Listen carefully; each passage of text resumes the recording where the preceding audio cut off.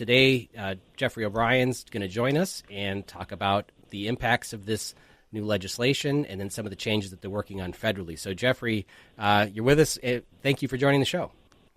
Well, thanks for having me. I appreciate it. Can you tell us a little bit about your background in the cannabis, how it relates to cannabis? You may not be a pothead yourself, but you have represented people as a defense attorney. Is that right?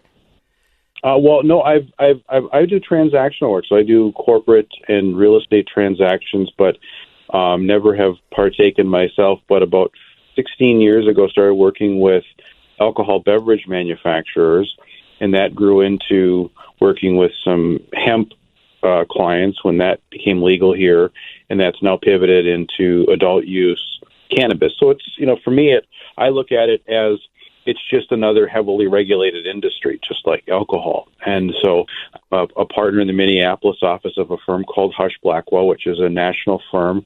We have a national cannabis law practice that is quite well known. And we work with cannabis clients in a number of states. But my focus is primarily here with our Minnesota clients and our burgeoning Minnesota industry. So I've spent most of my career working in brokerage firms and insurance companies, which are also heavily regulated. One of my jobs was to monitor watch lists, like terrorist watch lists and drug trafficking lists and things that our federal government puts on.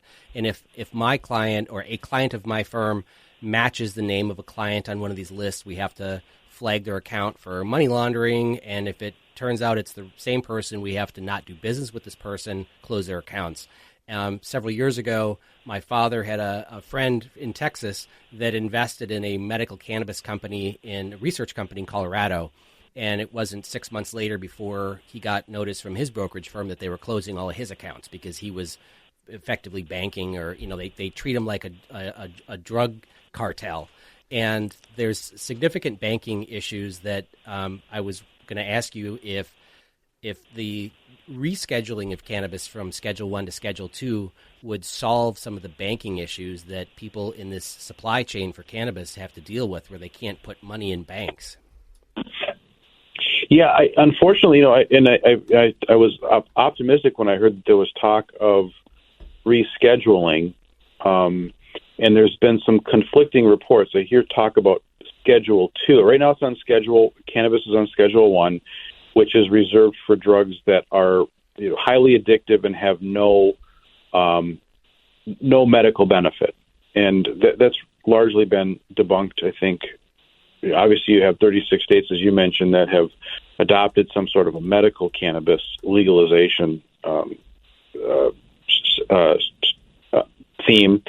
And so, I think it's becoming more and more accepted that it does have some medical benefit. It's not the same as heroin or LSD.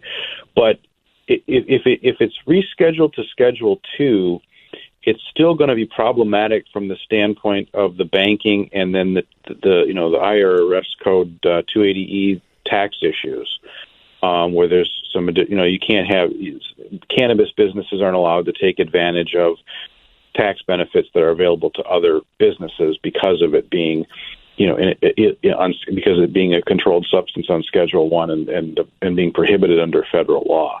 So for the industry, the preferred rescheduling would be to Schedule 3. That would alleviate the tax issues, the banking issues, and would also open up opportunities for greater research into what this plant might be able to do and what the pros and cons really are, because you can have some money for research and things like that. So if we had to pick, we would prefer to have it rescheduled to Schedule 3. Now, that's different than descheduling, which is basically federal legalization, and no one's really pushing for that hard. It's more the rescheduling. So we'll see where it goes. I know that in recent weeks, the president's made some comments indicating he's looking at rescheduling, and like I said, to get reports, is it Schedule 2 or Schedule 3? So we're all hoping in the industry, for those that advise the industry, that it would be pushed to Schedule 3 and not 2. So I want to, for the listeners who don't follow along with schedules, Schedule 1 is high abuse potential where there's no accepted medical use, and Schedule 2, I believe, is where cocaine is, even because they use it in some surgeries. But the idea is that so many states believe there's a medical use, it should not be Schedule 1. I also want to say that if you are in the supply chain of cannabis in Minnesota, whether you're a grower or a wholesaler or a retailer, and let's say that you're a wholesaler, you just run a warehouse that is going to take in $900,000 of cannabis and sell it for $1 million, you've made $100,000 in profit. The federal government, my understanding, Jeffrey, is that the federal government does not let me deduct the $900,000 cost of goods sold or my labor or my electricity or depreciation on my building. And so I end up having to pay the 25% corporate tax on the entire gross sales of $1 million. And you could effectively pay more in tax than you actually had in profit. Is that right? That's correct. That's what I refer the Section 280E issue is those deductions that are not available to cannabis businesses. So that would still be an issue if it's rescheduled to Schedule 2. But and you're right that cocaine is on Schedule 2, as is fentanyl. The more common drugs that have medical benefit are on Schedule 3. So yes, the 280E issue is a big issue for these companies because they don't have the ability to take any deductions against that revenue. Right. And so the state of Minnesota is handing out retailer or licenses predominantly to people from poor communities or people who have experience, have been jailed for selling, drugs and such, and likely, perhaps, don't have a ton of experience in small business tax law, and they're handing out retail licenses to people where they may make $100,000 but could potentially pay $250,000 in federal income tax as a result. And this is why, as a Republican and people that support the business community, we should be advocating for Schedule 3 so that we can people can start businesses in this industry. A farmer can start to grow it without having to deal with the complications of not being able to deduct their normal business expenses. That's exactly right, Jeremy. I mean, as Republicans, we espouse principles of federalism and diverting or returning power to the states.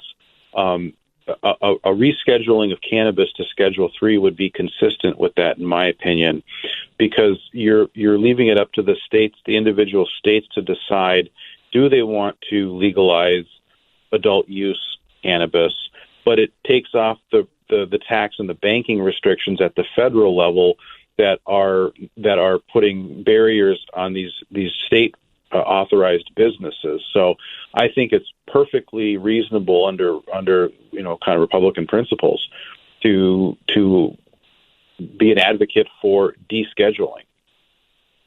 If this doesn't happen, based on the increasing taxes in Minnesota, the local government aid that's going to potentially be decreased related to cannabis, what's the point of having a business? I mean, right? I mean, does it push it back? Well, we'll see where this all goes. I mean, there's a lot of folks that are getting into this industry, and the social equity applicants, are one portion of the licensees, but we're working with a number of other clients that applied under the general licensing structure, and they could have been doing like a hemp CBD shop that they're now converting over to adult use cannabis, or they're doing these micro businesses, which allows them to sell what they now call low potency hemp products along with cannabis products. And there's a lot of people that are getting involved with it that believe in that this plant has medical value, and I don't really know anybody who takes it for that reason. Maybe one guy, but okay. I've talked to a lot of folks that have used it for various things. Military people. Yeah, I'm being a little facetious. I'm just saying. I got a lot of neighbor kids. Patients, chemotherapy patients that are using it for sleep aid or appetite. So yeah, I mean, I mean, with anything that is mood altering, just like alcohol, there's a degree of personal responsibility required too. But there are a lot of people that are getting involved with this because they believe in it.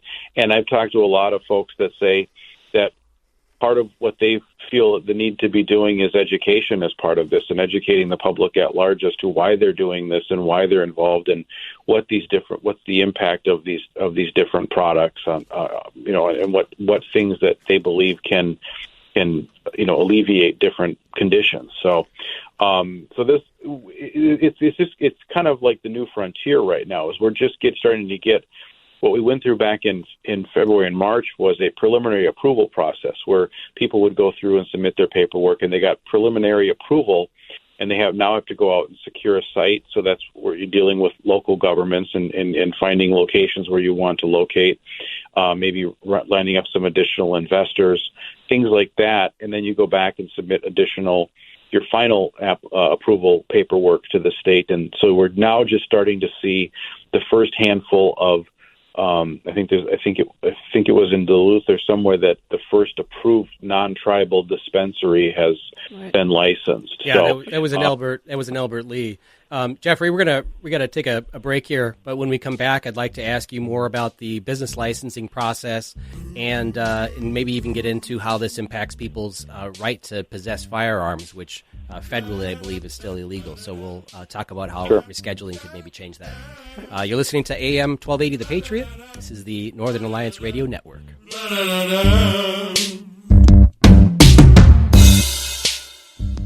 Welcome back, listeners. This is the Northern Alliance Radio Network. I'm your guest host, Jeremy Munson, former state representative, and I'm here with Susan Sjogren-Smith and Jeffrey O'Brien, an attorney in the cannabis industry representing cannabis clients. And also joining us on the phone is Curtis Hanna, who is a longtime cannabis lobbyist at the Capitol.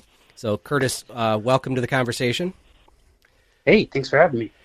Jeffrey, we were talking about the licensing process that Minnesota's cannabis legalization law kind of laid out, and it's still in the process. I think we finally, after, been 2 years, I think, since they passed this law, they have legalized, they've let the tribes become retailers, or the tribes have themselves become licensed, but then they finally handed out a couple of licenses down in Albert Lee near me. After one person who applied was denied a license, and they did offer the minimum number of licenses that they're required to hand out. So now we have retailers. We do not have anybody who's licensed to grow it or distribute it, I believe. Is that right? I don't know. I don't know. And Curtis may know better than I do. I don't think we have any approved cultivation licensees yet, but the other wrinkle of this whole new law is, if people are familiar with the talk of the tribal compacts that the state is entering into with the various tribes, allows for the tribal businesses to do business with the state licensed cannabis businesses, because if you're operating on a reservation, you aren't required to have a license from the state of Minnesota. So what the purpose of the compacts in part is, there are already cultivation operations going on the reservations. And so initially it's probably going to be the tribal grows as well as the existing medical grows here in Minnesota that are going to be supplying the retailers that are getting approved now for their licenses, just because it's prohibited under federal law and interstate commerce issues. You can't transport this stuff across state lines, so it all has to be grown within the state of Minnesota. So in the short term, until somebody can get approved for their cultivation license and get their grow up to speed, we're going to be looking at the tribal cultivators as well as medical. Yeah, Curtis, do you have anything to add to that? Well, yeah, I will say that the micro and meso licenses are what we call fully integrated. So those businesses are able to get a cultivation endorsement. And so they could also start growing for their own, for themselves and to sell to other people. So I think that it might be one cultivator that's been licensed up until this point. But yeah, I agree with Jeff that there's definitely a big bottleneck right now. We will also see the medical cannabis companies. There's 2 of them in Minnesota, probably switching over to adult use. And they do have the legal authority to sell to these micro businesses as well. So they might be another provider of cannabis. Okay. And Curtis, what is your thought on the rescheduling that is being proposed by President Trump? Do you think it's going to be Schedule 2 or 3 or even be descheduled altogether? Do you have any insight into anybody in the Trump administration that's pushing for one way or the other? Yeah, so the DOJ, I think, they came forward with a proposed rule change under Biden, and that rule change was to go from Schedule 1 to Schedule 3. And now, because there was no final decision made and the administration changed hands, Trump now is reviewing what had occurred under Biden and deciding whether his administration and his DOJ and DEA want to move forward with that same recommendation. I would be kind of shocked if they decided to go with Schedule 2 instead of Schedule 3. My assumption is it's either Schedule 3 and, proceed forward. There's a lot of briefs that have been filed and hearings that have been had already. I think that it's either move forward with Schedule 3 or don't move forward at all. And it would be a huge disappointment if it ended up that Trump decided to not move forward at all because of this safe banking issue. There's a bill in Congress called the Safer Banking Act, and that would solve this problem, but we just are not seeing signs that that's likely to pass anytime in the near future. So this would be a way for the administration to circumvent Congress and fix this problem. But the question is the administration interested in fixing the problem? And I don't know what to do that. Well, if they don't fix this problem with the banking situation, taxes, we're going to have a lot of drug dealers that are in prison, not for selling marijuana, but for not paying their taxes. Right. That's going to be a big. Yep. So, Curtis, I'll ask both of you, but I'll ask Curtis first. What is your interpretation of how rescheduling marijuana to Schedule 3 or descheduling it will play into the 2026 election? Will it be good for Republicans to lead on this issue, or will it have blowback? Yeah, I think there's been polling done asking Americans if they support legalizing marijuana across the board or legalizing it just for medicinal purposes at the federal level. And I think we're sitting at about 91% of Americans think that one of the two should occur. And so there's only about 10% of Americans that think that there should be no reform at all at the federal level. So the issue is which direction you go. The issue is which direction, because I think for me, and I haven't said much about this, but there are a lot of concerns about it. I mean, I have kids, I have teenagers, talking to college professors. There's a lot of concern about the lack of education. Marijuana is not the same as it was when we were in college. I'm not saying any of us smoke pot, but I'm just saying, we know it's not the same. We know there's issues with regulation of, we don't really have a good response for what happens if people are driving under the influence of marijuana. And certainly that has become an increasing problem in states that have legalized marijuana. We aren't really prepared. I know I can't even drive on 94 sometimes with my windows down because the stench on the highway is so strong. So obviously it's being used a lot. But I think that's some serious issues. And I also think the issues of parents that are not properly controlling the substances, and child protection is having increased issues, people keeping their kids away from these things. So there's a lot of education that I think does need to happen. People need to be responsible. But there's a lot of concerns about this pretty quick. really, actually. And there's a lot of money to be made. So what's happening is, no offense to lobbyists, there's a lot of pressure to get this done because people want to make money, right? But there's some flip sides. So we just need to be ready for that. Yeah. We've got about 2 minutes left, Jeffrey. What are your thoughts on how this would play into the campaign for next year? I don't know. I mean, I've heard some talk because, the President Trump did well with the younger voters last time, whether or not that would impact this. I look at this a little bit, if you remember from a few years ago, the whole debate here on the state level about liquor stores being open on Sundays. And eventually, after several sessions of debating it, the attitude just became, let's just pass it and move on to something else. I think that's where a lot of people are getting, let's just get this done. It's not a question of if, it's when. Let's get it done and move on to another issue that we could be dealing with. Great. Mm-hmm. All right. Well, I want to thank both of you for joining us on the show today to talk about this issue. I know it's a little in the weeds, talking about tax law, but it's a new industry, heavily regulated, and I think President Trump is making the right decision by rescheduling this, either Schedule 3 or dropping it altogether. So thank you very much. Maybe next time we can talk about social equity. Yeah, there we go. Get Talk to about that. the social equity part of the licenses. Yeah, thanks very much.